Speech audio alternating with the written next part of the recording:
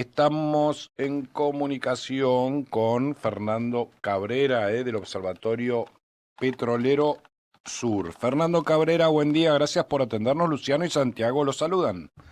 Hola, buen día, un gusto Buen estar con día. ustedes.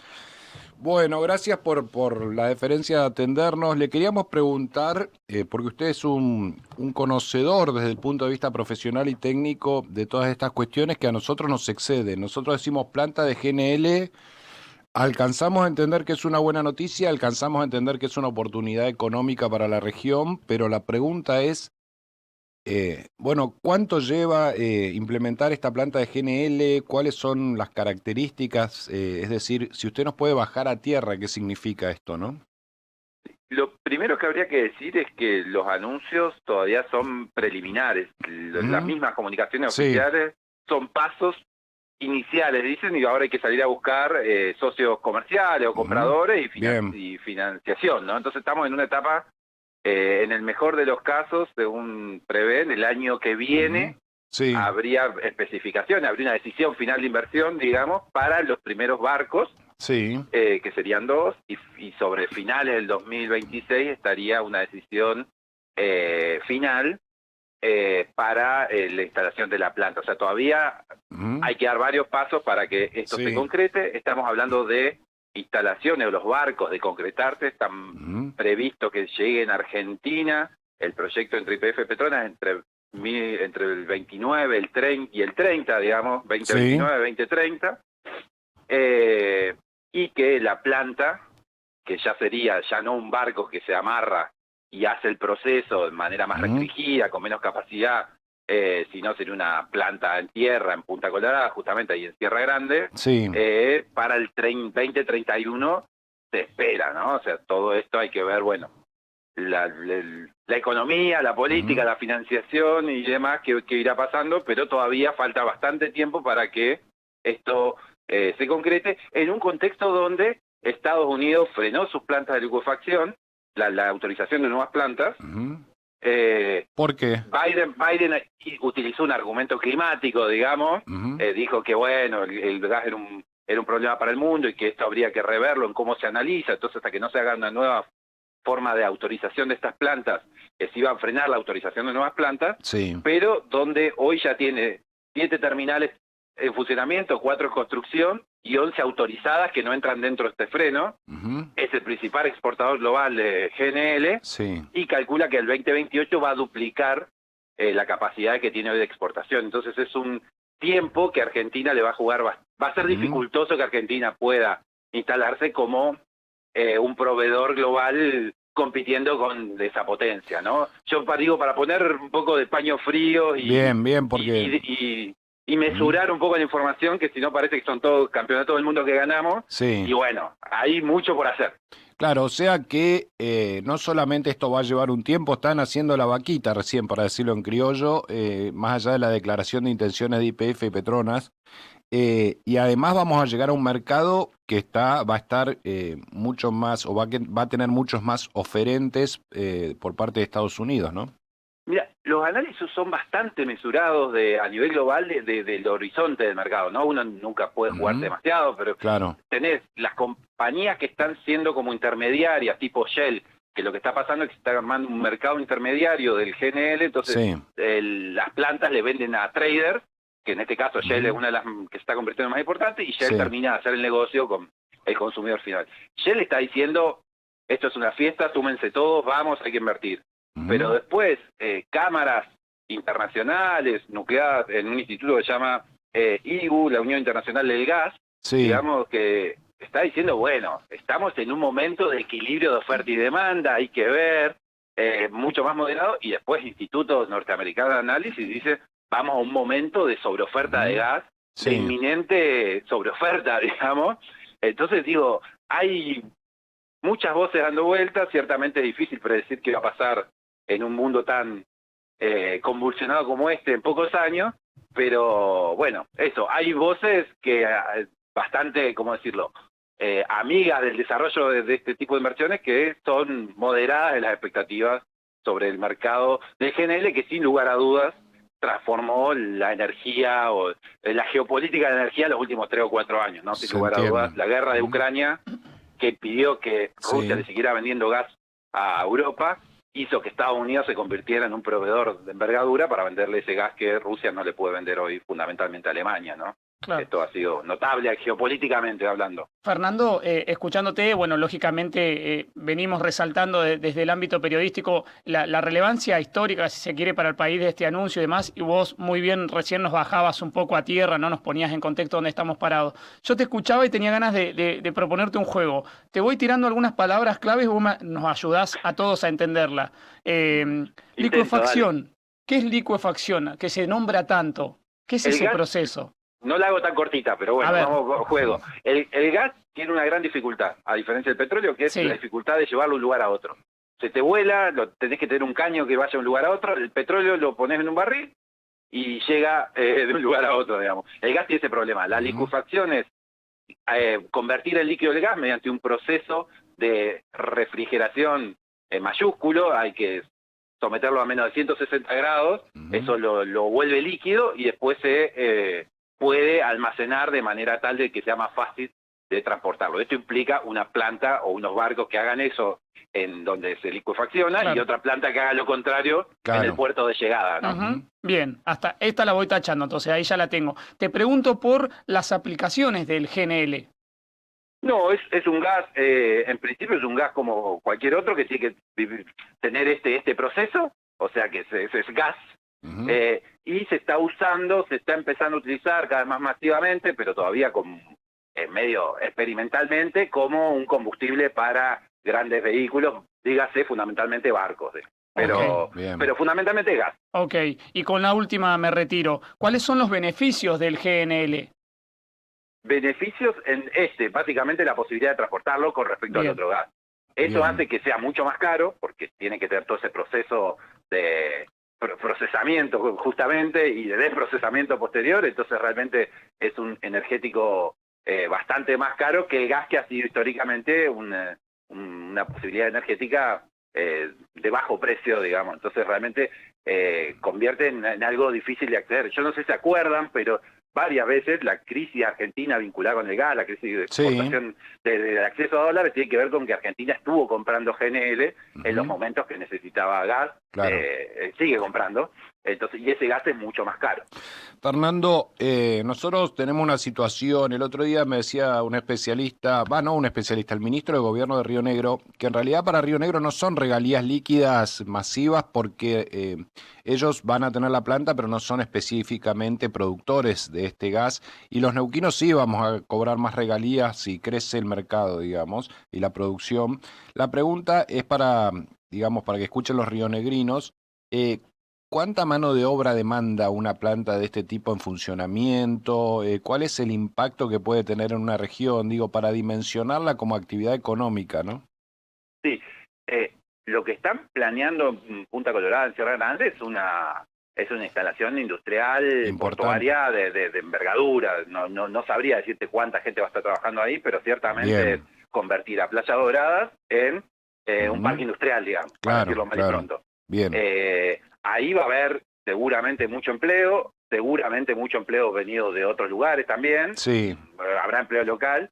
Sin lugar a dudas va a haber un momento de mucha empleabilidad vinculado con las obras, la instalación de los ductos, porque cada una de estas instalaciones, pensemos que está dando vuelta también un barco de Pan American Energy que se anunció, que todavía no tiene locación, que habría posibilidades con toda esta fortaleza que está haciendo sobre esta costa que sea finalmente ahí, pero bueno, todavía no han hecho anuncios. Bueno, cada una de esas instalaciones en principio implicaría un gasoducto. Además está ese sería el mismo puerto. O sea que es un impacto importante. O el sur.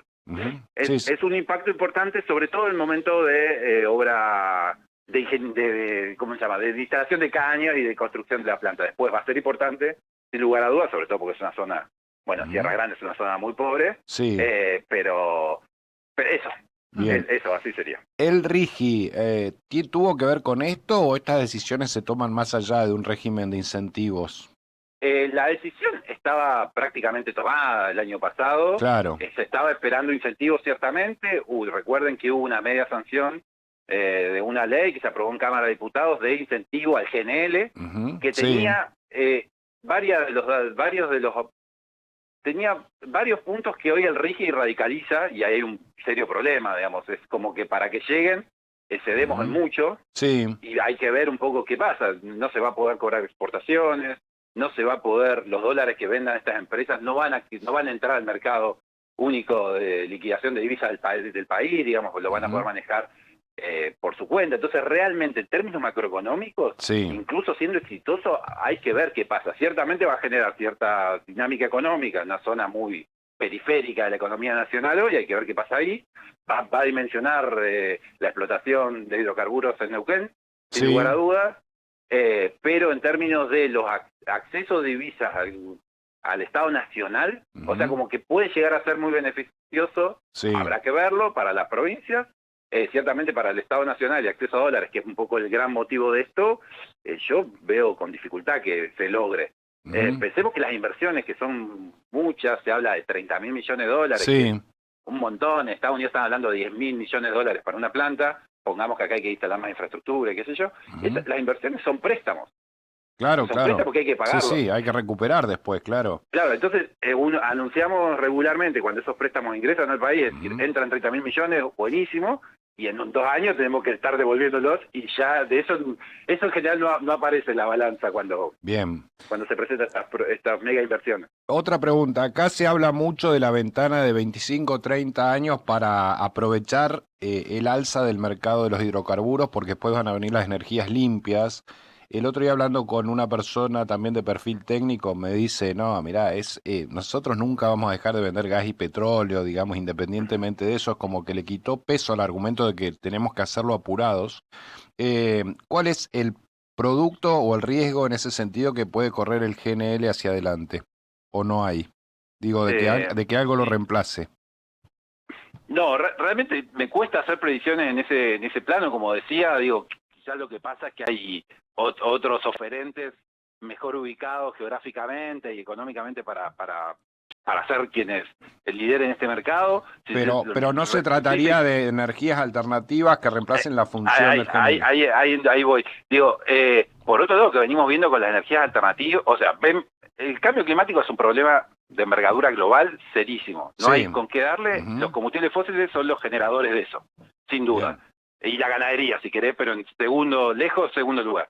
Entonces, ahí hay un problema global que el mundo está viendo cómo resuelve. Las energías renovables no han llegado a dar respuesta a eso, y lo que venimos viendo, más que una transición energética, incluso en los países que se jactan de eso, es una adición energética. Es decir, no se deja de usar combustibles fósiles, sino que se adhieren, se suman nuevas energías, que así se han dado los procesos.